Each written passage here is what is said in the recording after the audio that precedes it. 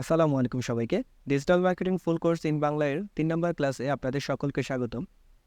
Digital মার্কেটিংয়ের সবচেয়ে গুরুত্বপূর্ণ একটি বিষয় হচ্ছে গুগল অ্যাডস।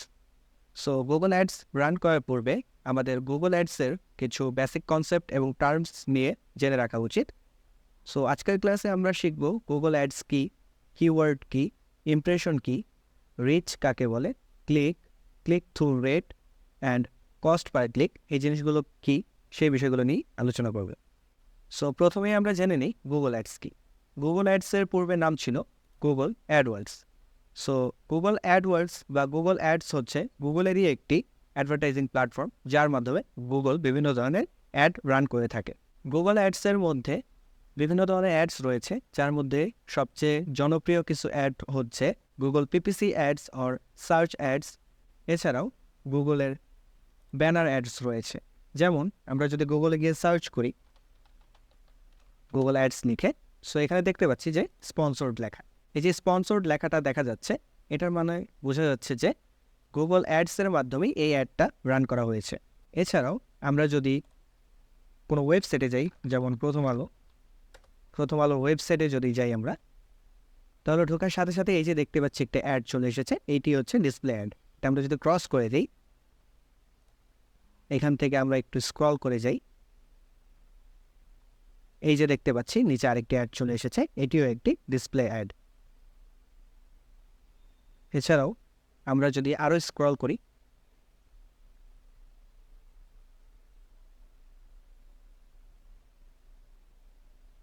আচ্ছা এখানে আর কোনো অ্যাড দেখা যাচ্ছে না। আমরা যদি পেজটাকে আরেকবার রিফ্রেশ দিয়ে নিই,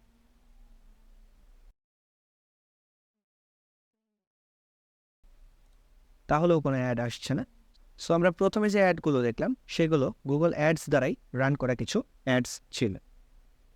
এছাড়াও আমরা যখন ইউটিউবে ভিডিও দেখতে চাই, তখন বিভিন্ন ধরনের স্কিপেবল এবং নন স্কিপেবল যে অ্যাডগুলো আসে সেগুলো গুগল অ্যাডসেরই একটি পার্ট। সো এরপর আমরা দেখব কিওয়ার্ড কী। এক কথায় কিওয়ার্ড বলতে আমরা গুগলে বা যে কোনো সার্চ ইঞ্জিনে যা লিখে সার্চ করি তাকে কিওয়ার্ড বলে।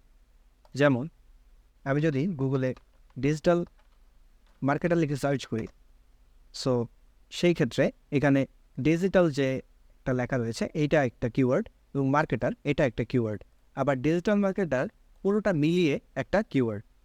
সো আমরা সহজ কথায় এটাই বুঝতে পারছি যে গুগলে আমরা কোনো কিছু লিখে সার্চ করলে সেটাই হচ্ছে কিওয়ার্ড। গুগল ছাড়াও আমরা যে কোনো সার্চ ইঞ্জিনেও যদি কোনো কিছু লিখে সার্চ করি সেটাই কিওয়ার্ড। সেটা বাংলা হতে পারে, ইংলিশ হতে পারে বা অন্য যে কোনো ভাষা হতে পারে। গুগল অ্যাডস রান করার ক্ষেত্রে কিওয়ার্ড খুবই গুরুত্বপূর্ণ একটি বিষয়। যদি আমরা প্রপারলি গুগল কিওয়ার্ডস রিসার্চ করতে না পারি, সেই ক্ষেত্রে অ্যাডের রেজাল্ট কখনোই ভালো আসবে না।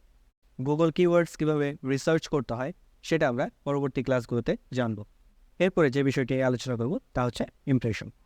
ইমপ্রেশনকেও যদি এক কথায় বলতে চাই, তাহলে সেই ক্ষেত্রে কোনো অ্যাড যতবার মানুষের সামনে শো করবে ততবার ইমপ্রেশন কাউন্ট হবে। যেমন এখানে যদি আমি আবার গুগল অ্যাডস লিখে সার্চ করি, এরপর দেখতে পাচ্ছি যে এখানে স্পন্সর্ড একটা অ্যাড চলে এসেছে। সো এই স্পন্সর্ড অ্যাড একটা মানুষের সামনে যতবার শো হবে ততবারই ইমপ্রেশন কাউন্ট হবে। একটা মানুষের সামনে যদি সেটা 100 বার শো হয়, সেই ক্ষেত্রে ইমপ্রেশন কাউন্ট হবে 100। এটা যদি 1000 বা 1 লাখ বা 10 লাখ বার যদি একটা মানুষের কাছে শো হয়, সেই ক্ষেত্রে ইমপ্রেশন 10 লাখই হবে। এখন কোনো অ্যাড যদি একটা মানুষের সামনে 10 বার শো করে, যদি আমরা ক্যালকুলেটরে দেখি, একটা অ্যাড যদি 10 জন মানুষের কাছে যায় এবং একজন মানুষের কাছে 10 বার করে একটা অ্যাড শো করা হয়েছে, তো সেই ক্ষেত্রে 10টা মানুষ এবং প্রত্যেকটা মানুষকে 10 বার করে শো করা হয়েছে, সেই ক্ষেত্রে আমাদের ইমপ্রেশন কাউন্ট হবে 100। আবার যদি একটা অ্যাড একটা মানুষের কাছে 100 বার শো করে এবং এরকম 100 জন মানুষের কাছে যদি অ্যাড শো করা হয়, সেই ক্ষেত্রে ইমপ্রেশন কাউন্ট হবে 10,000। আশা করি আপনারা ইমপ্রেশন জিনিসটা কি সেটা বুঝে গিয়েছেন। এরপরে আমরা শিখব যে রিচ জিনিসটা কি। আমরা একটু আগেই জানলাম যে ইমপ্রেশন জিনিসটা হচ্ছে যে একটা অ্যাড যতবার একটা মানুষের কাছে বা একাধিক মানুষের কাছে শো করবে ততবার ইমপ্রেশন কাউন্ট হবে। কিন্তু রিচের ক্ষেত্রে একটু ভিন্নতা রয়েছে। রিচ বলতে অ্যাকচুয়ালি কোনো অ্যাড কতগুলো ইউনিক ইউজারের কাছে শো করতেছে সেই বিষয়টাকে বোঝায়। যেমন আমরা একটু আগে বললাম যে যদি একটা অ্যাড 100 বার একটা মানুষের কাছে শো করে, সেই ক্ষেত্রে 100 জন মানুষের কাছে একটা অ্যাড যদি 100 বার শো করে, সেই ক্ষেত্রে আমাদের ইমপ্রেশন কাউন্ট হবে 10,000। তবে রিচের ক্ষেত্রে জিনিসটা যে ভিন্নতা রয়েছে সেটি হচ্ছে একটা অ্যাড যদি একজনের কাছে 100 বারও শো করে, সেই ক্ষেত্রেও রিচ কাউন্ট হবে 1। সো বোঝাই যাচ্ছে যে রিচ কাউন্ট হয় অ্যাকচুয়ালি জিমেইল আইডির উপর। যেমন এখন আমি জিসান শেখ, এই যে জিমেইল আইডি, এটা দিয়ে হচ্ছে এখানে আমি একটা যদি অ্যাড শো হয় আমার সামনে, যেমন এখানে গুগল অ্যাডস লিখে সার্চ করেছিলাম, সো এখানে যে স্পন্সর্ড এই লেখাটা এসেছিল, সো অর্থাৎ এখানে যে একটা অ্যাড শো হয়েছে, এই ক্ষেত্রে এখানে এই অ্যাডের রিচ আমার এই একটা জিমেইলের কারণে একটা কাউন্ট উঠবে। আবার যদি আমি অন্য কোনো জিমেইল দিয়ে লগ ইন করি, লগ ইন করার পর আবার গুগল অ্যাডস লিখে সার্চ করি, এই গুগল অ্যাডস লিখে যদি সার্চ করি এবং তারপর যদি আবার আমার সামনে অ্যাড আসে, সো সেই ক্ষেত্রে রিচের কাউন্টটা আরেকটা বাড়বে। ইমপ্রেশন আর রিচ এই দুটা জিনিস আশা করি আপনারা বুঝতে পারছেন। এরপর আমরা শিখব যে ক্লিক বিষয়টা কি। ক্লিক বিষয় এটি খুব সহজ একটা বিষয়। যখন আমরা কোনো অ্যাডে ক্লিক করতেছি বা কোনো কিছুতে ক্লিক করতেছি, সেই বিষয়টাকেই এখানে ক্লিক বোঝাচ্ছে। যেমন এখানে গুগল অ্যাডস লিখে সার্চ করার পর এখানে একটা স্পন্সর্ড অ্যাড রয়েছে।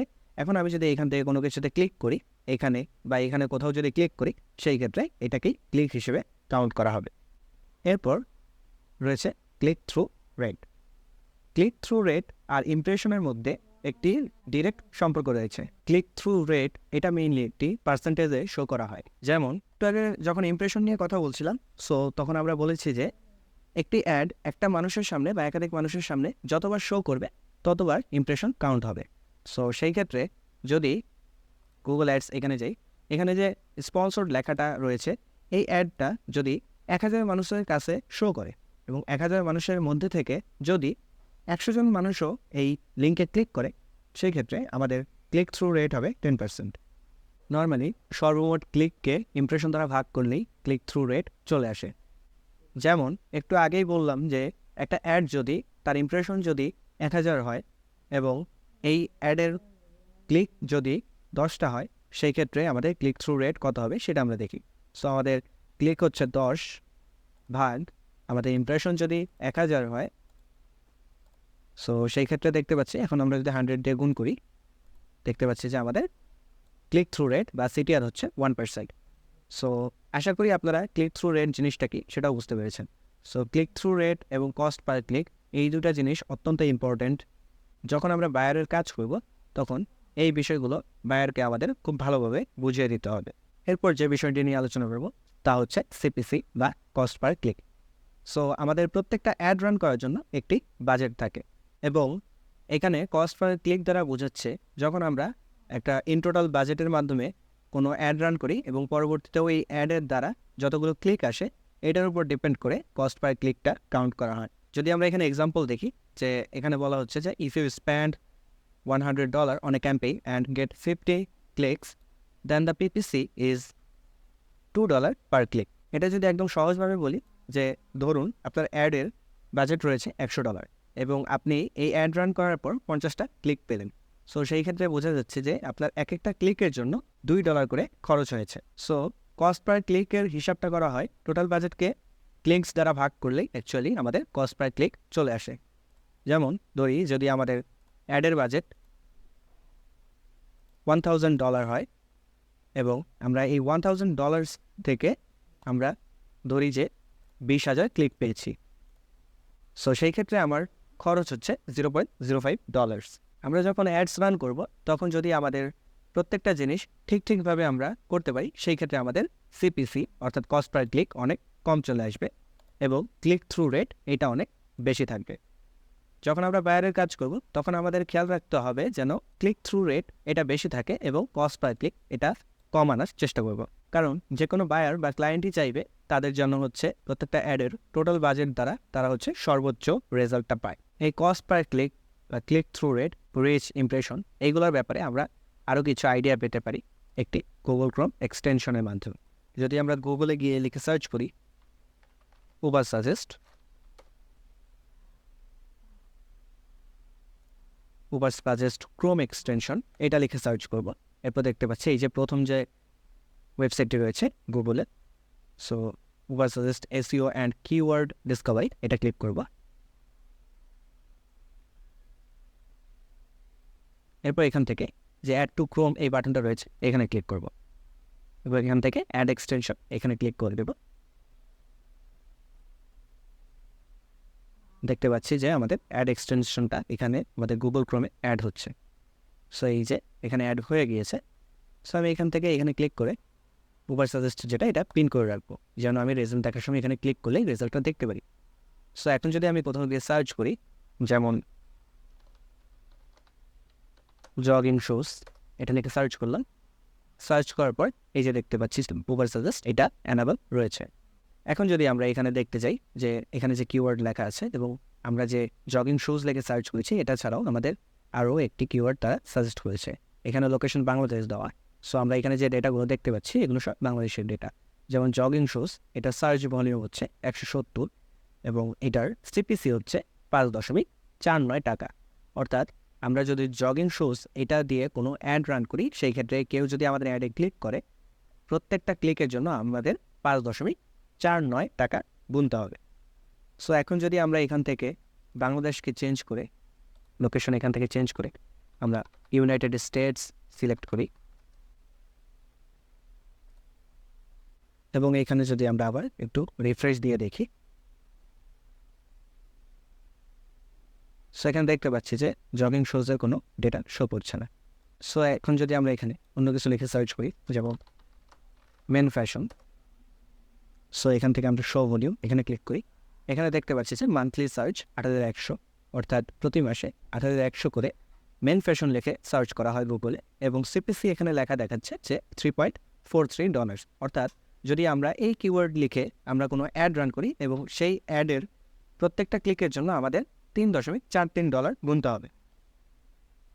সো আশা করছি আপনারা ডিজিটাল মার্কেটিংয়ের গুগল অ্যাডসের যে বেসিক কনসেপ্ট এবং টার্মস রয়েছে সেই বিষয়গুলো নিয়ে ওভারঅল ধারণা পেয়ে গিয়েছেন।